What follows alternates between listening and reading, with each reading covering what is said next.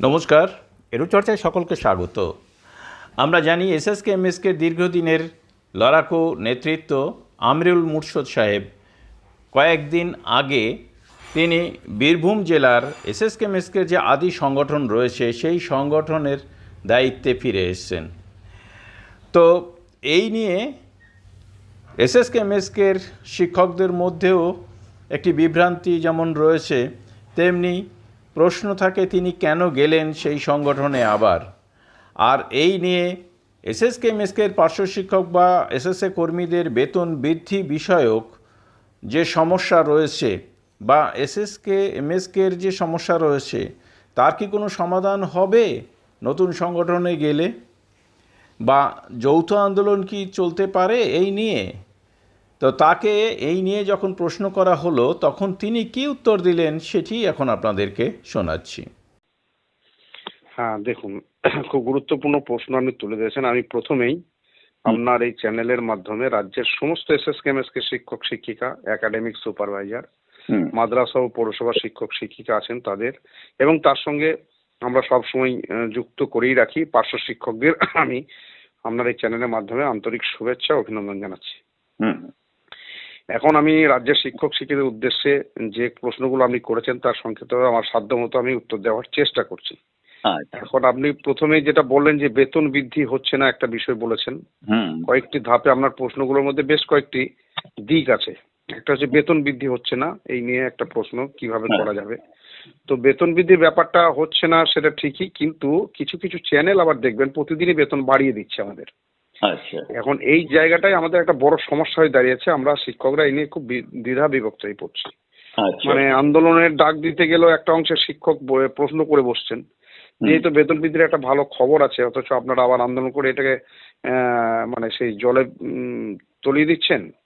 যেমন দেখবেন এই বেতন বৃদ্ধি হচ্ছে না, সরকার বিরোধী কোনো কথাবার্তা বললেই কিছু কিছু সরকারের মানে খুবই কাছের বা সরকারের চামচা বলা যেতে পারে, তাদের ভাষাটা যদিও খারাপ শিক্ষক হিসেবে ব্যবহার করা নয়, তবু আমি ব্যবহার করতে বাধ্য হচ্ছি। তারা একটা বিরূপ মন্তব্য করছেন যে এরা নাকি এই ক্ষতি করে দিচ্ছে। আজকে 12 বছর ধরে তোরা কোনো চেষ্টা করে কিছুই করতে পারলি না, আজকে আন্দোলনের কথা বললে তারা নাকি ক্ষতি করে দিচ্ছে, এই ধরনের মন্তব্য তারা করছে। এটা একটা দিক। তো যাই হোক, এটা নিয়ে আমি আরো পরে আবার বিস্তারিতভাবে আসছি।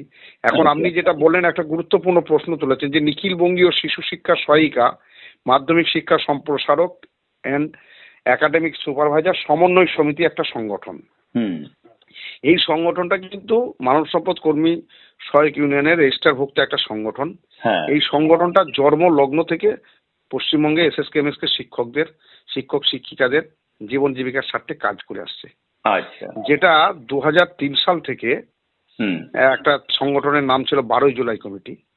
তারপরে নিখিল বঙ্গীয় শিশু শিক্ষা সহায়িকা মাধ্যমিক শিক্ষা সম্প্রসারক অ্যান্ড একাডেমিক সুপারভাইজার সমন্বয় সমিতি, তার সঙ্গে মাদ্রাসা যেহেতু এসএসকেএমএসকে যুক্ত আছে, এখানে মাদ্রাসা এসএসকেএমএসকেটাও এর সঙ্গে যুক্ত।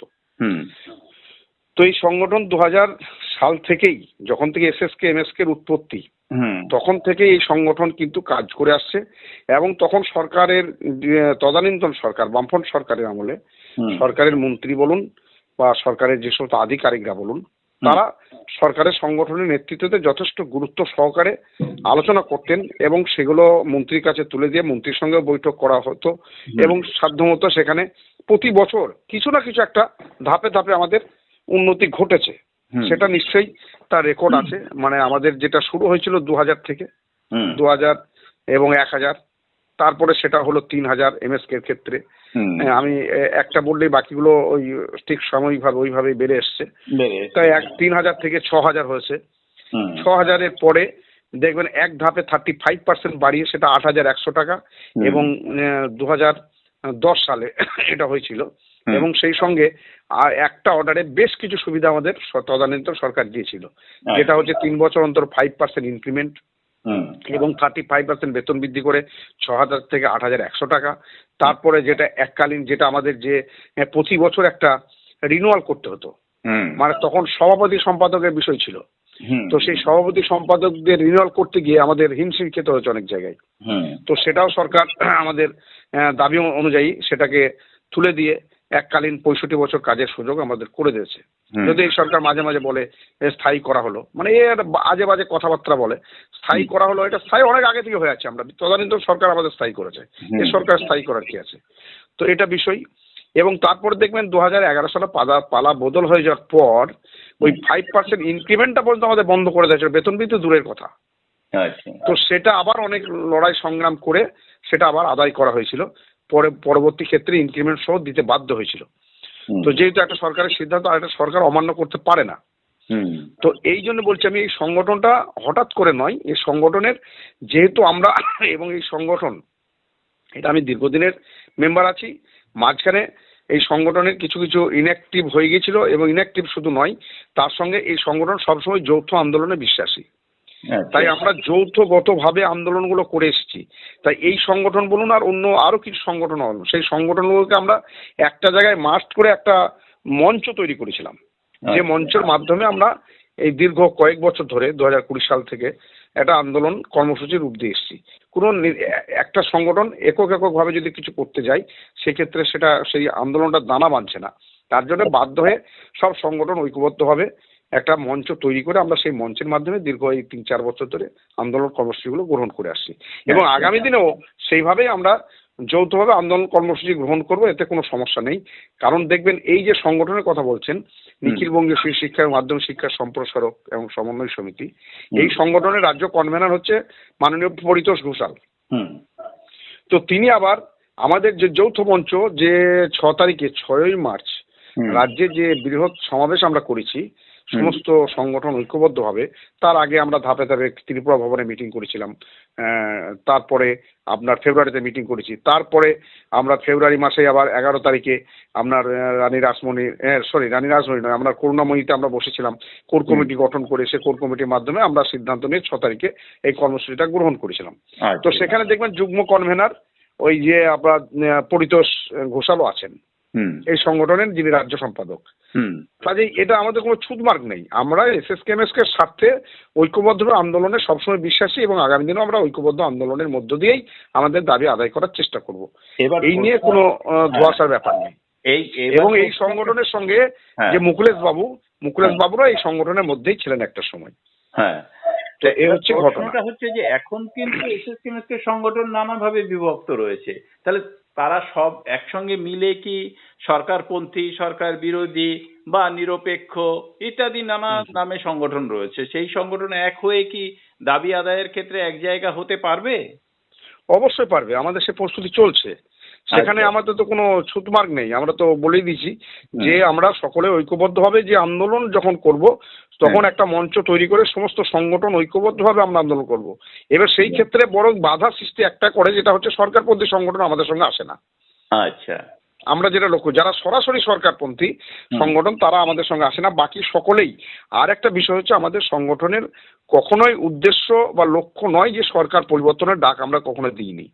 আমরা সরকারকে তাদের ভুল তার নীতি নির্ধারণ যেগুলো হচ্ছে সেইগুলো, যেহেতু আমাদের এই SSKMSK শিক্ষক শিক্ষার্থীদের বিরোধী হচ্ছে বা SSKMSK শিক্ষক শিক্ষার্থীদের চরমভাবে বঞ্চনা করা হচ্ছে, তাই সেটা আমরা সরকারকে বিভিন্ন আন্দোলনের মধ্যে মনে পাড়িয়ে দিতে চাই।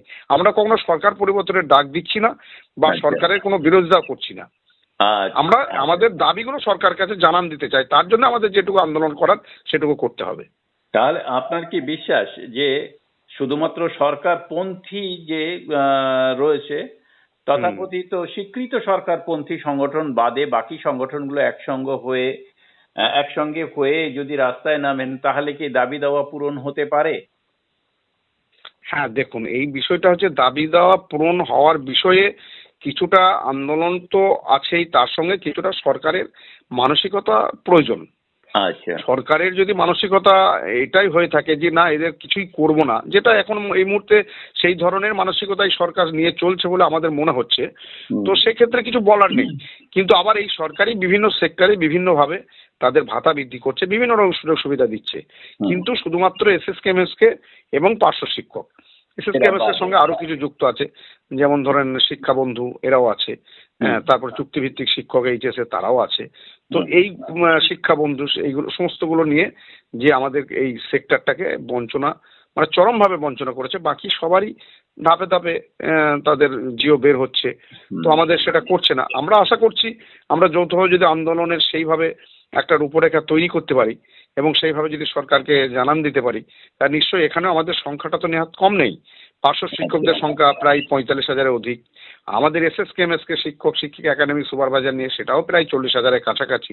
তার সঙ্গে শিক্ষাবন্ধু আরো বেশ কিছু আছে, চুক্তিভিত্তিক শিক্ষক, তা সব মিলিয়ে প্রায় 1 লক্ষ, প্রায় 1 লক্ষ। এবং এই সংখ্যাটাকে কোনো সরকার অমান্য করতে পারে না। পৌরসভা, মাদ্রাসা, পৌরসভা বলছি তো, এই সমস্ত নিয়ে মোটামুটি ভাবে প্রায় 1 লক্ষর কাছাকাছি আছি আমরা। তো কোনো সরকারই এই সংখ্যাটাকে অমান্য করতে পারে না। কিন্তু মুশকিল হয়ে গেছে, আমরা সেইভাবে আন্দোলনটাকে ঠিক দানা বাঁধতে পারছি না এবং সরকারকে হয়তো ভাবাতে পারছি না। আর একটা দিক আগেই বলে নিলাম আমি, যে সরকারের সদিচ্ছার অভাব। সরকারের সদিচ্ছা না থাকলে তো হবে না। হ্যাঁ, অবশ্যই সরকারের সদিচ্ছা না থাকলে কোনো কিছুই সম্ভব নয়। তো আপনারা কি এই নিয়ে নেক্সট পরিকল্পনা, কি পথে নামার কোনো পরিকল্পনা করেছেন? দেখুন, এখন এই মুহূর্তে যেটা দেখা যাচ্ছে, সরকারপন্থী সংগঠনের পক্ষ থেকে, সেটা পার্শ্ব শিক্ষক বলুন বা SSKMSK শিক্ষক শিক্ষিকাদের নেতৃত্বরাই বলুন, তারা কিন্তু একটা বার্তা দিয়ে যাচ্ছে বিগত প্রায় 1-1.5 মাস থেকে। আজও দেখবেন খুললে, বিশেষ করে 2টি চ্যানেল আমি লক্ষ্য করে দেখছি, আমি নাম করছি না, 2টি চ্যানেল দেখবেন প্রতিদিন এই বেতন বৃদ্ধির একটা সুখবর। এই চুক্তিভিত্তিক শিক্ষকদের জন্য মাননীয় সদয় হয়েছেন, এই একটা বিভিন্ন রকম ভাষা ব্যবহার করে শুধু TRP বাড়ানোর জন্য বেতন বৃদ্ধির খবর দিচ্ছে। শিক্ষকরাও অনবরত হতাশায় ঢুকে গেছে এবং তার পরিপ্রেক্ষিতে দেখবেন কমেন্ট বক্সে বিভিন্নভাবে চ্যানেলের যারা চ্যানেল পরিচালনা করছেন তাদেরকে গালিগালাজও করছেন। তার সাথে এটা কিন্তু বন্ধ করছেন না তারা, কিন্তু তাদের কাছে কোনো রকম কোনো অথেন্টিকেট কোনো খবর নেই। কারণ আমরা গত 23 তারিখেও গিয়ে জানতে পেরেছি কোনো রকম কোনো অথেন্টিকেট এই মুহূর্তে বেতন বৃদ্ধির খবর নেই।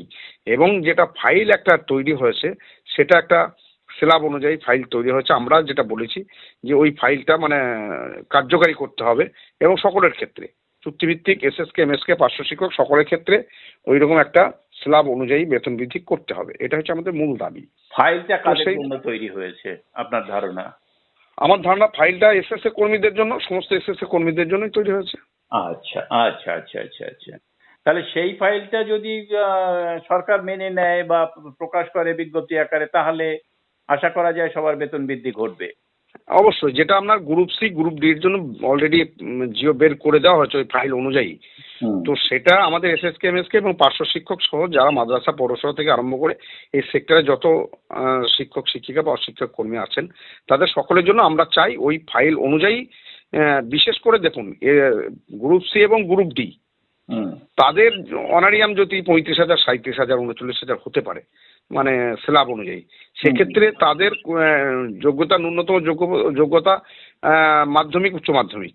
সেখানে দেখুন MSK-তে বা আপার প্রাইমারি যারা প্যারাটিচার আছেন তাদের যোগ্যতা কেউ আছে MA BEd, ন্যূনতম গ্র্যাজুয়েট। তাহলে কেন আমরা গ্রুপ সি গ্রুপ ডি থেকে আমরা ক্ষেত্রে ন্যূনতম HS? হ্যাঁ, সেটাই বলছি যে ন্যূনতম গ্রুপ সি গ্রুপ ডি থেকে বেশি বেতন তো 1 টাকা হলেও বেশি হওয়া উচিত আমাদের। সরকার যদি এতটুকু মানবিক হতো তাহলে সেটা এতদিন আমাদের এইভাবে বলার দরকার হতো না, সরকার নিজের ইচ্ছায় সেটা করতে পারতো। কিন্তু যেহেতু করছে না বলেই আমাদেরকে আন্দোলনের কথা ভাবতে হচ্ছে। এবং যদি আমরা একটা দাবিও রেখেছি, শিক্ষামন্ত্রীর সঙ্গে একটা বৈঠকের চিন্তাভাবনা আমরা করছি, যদি সেটা না হয় সেক্ষেত্রে আমরা এই পরীক্ষাগুলো হয়ে গেলে সমস্ত, আমাদের ইতিমধ্যে একটা ভার্চুয়াল সভায় আলোচনা হয়েছে যে 15ই নভেম্বরের পর যে কোনো একটা ডেট দেখে আমাদের একটা ওই সমস্ত সংগঠনকে নিয়ে, যেটা আমরা ত্রিপুরা ভবনে করেছিলাম গত ফেব্রুয়ারি মাসে আন্দোলনের আগে, ঠিক সেই রকম ভাবে সমস্ত সংগঠনকে ডেকে আমরা একটা আবার ঐক্যবদ্ধ মঞ্চ তৈরি করে, মঞ্চ তো তৈরি হয়েই আছে, সেই মতোই আমরা আবার একটা আন্দোলনের ডাক দেবো। সেটা হচ্ছে ডিসেম্বরের আপনার এই পরীক্ষা শেষ হয়ে যাওয়ার পর, মানে সেকেন্ড উইকের পরে। আচ্ছা, যখন ছুটি স্কুলগুলোতে, তখন ধরুন মানে পঠন পাঠনে স্কুল খোলা থাকবে হয়তো, কিন্তু পঠন পাঠনের বিষয় থাকবে না, তখন আমাদের খাতা দেখা বা এই সমস্ত মার্কস এন্ট্রি করা এই বিষয়গুলো থাকবে। তার সঙ্গে আমাদের এই আন্দোলনটা আমরা করব বলে মনে করেছি। আর তার সঙ্গে এই 1-1.5 মাস সেটা আমরা সরকারপন্থী সংগঠনের যারা ভাতা বৃদ্ধি হবে বলছেন তাদের আমরা সময় দিতে চাইছি। ঠিক আছে, তাহলে আপনি ভালোই বললেন। তাহলে দেখা যাক বেতন বৃদ্ধির বা অন্যান্য সমস্যার কি সমাধান হয়। আপনাকে অনেক অনেক ধন্যবাদ। ঠিক, আপনাকে অনেক ধন্যবাদ। আপনার চ্যানেল এত খুব নামকরা চ্যানেল, আমাদের বিশেষ করে এসএসকেএমএসকে বা পার্শ্ব শিক্ষকদের ক্ষেত্রে আপনার চ্যানেল খুব নিরলসভাবে কাজ করে চলেছে।